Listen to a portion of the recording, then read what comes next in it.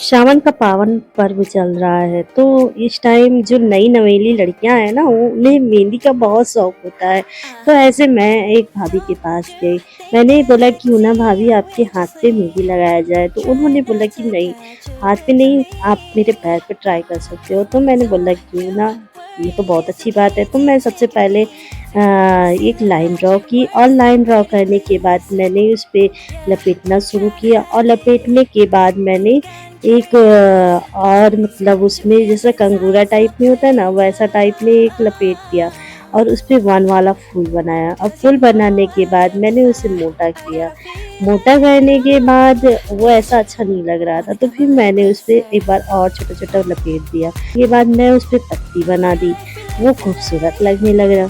फिर मैंने सोचा क्यों ना नीचे एक लाइन और ड्रॉ किया जाए, और फिर मैं नीचे एक लाइन ड्रॉ की और उसे थोड़ा मोटा कर दिया। मोटा करने से ऐसा कभी-कभी अच्छा लगता है।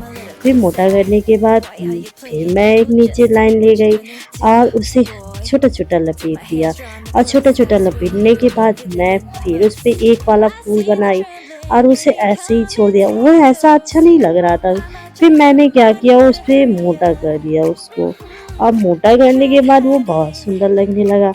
फिर मैं उसके नीचे एक और लाइन ले गई और लाइन ले जाने के बाद मैं उस पे फिर से छोटा-छोटा लपेट दिया। लपेटा क्या है, मेहंदी और कुछ नहीं। और उस पे लपेटने के बाद मैं उस पे एक छोटा-सा कंगूरा टाइप में लपेटा है और बीच में पत्ती जैसा बनाया है और किनारे-किनारे बिंदी रख दिया है। ये मैंने 3-4 कर दिया। 3-4 इसलिए किया कि थोड़ी-थोड़ी दूर पे वो अच्छा लग रहा है, और आप भी देख सकते हैं कि वो थोड़ी-थोड़ी दूर पे मस्त लग रहा है। और उसपे उसे करने के बाद मैं वहाँ से मेहंदी को थोड़ा-थोड़ा मतलब जैसा वो गुम्मट जैसा बनता है ना, वैसा बनाया और उसे मोटा कर दिया।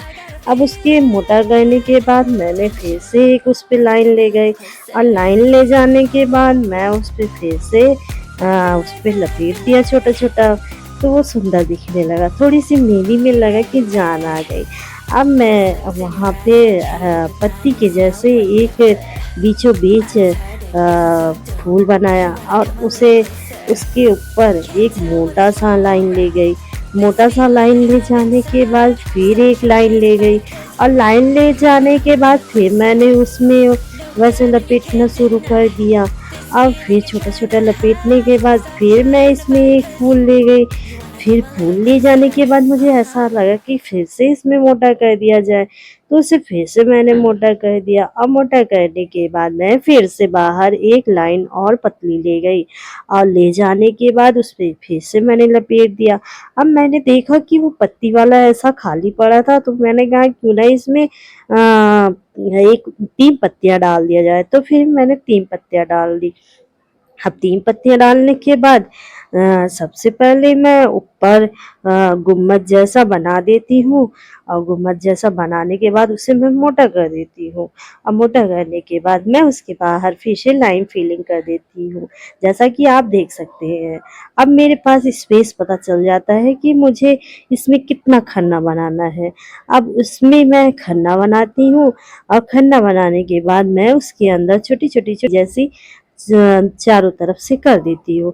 अब उसे करने के बाद मुझे लगे कि ये बीच में खन्ना खाली है, क्यों ना इसमें मैं बिंदी भर दूँ।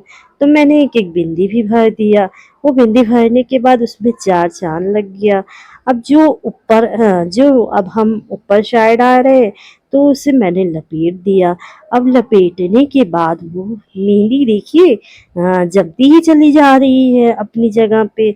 लोगों को भाभी को मेन बहुत अच्छा लगा। अब आप लोगों को कैसा लगा ये तो आप भी बता सकते हैं ना।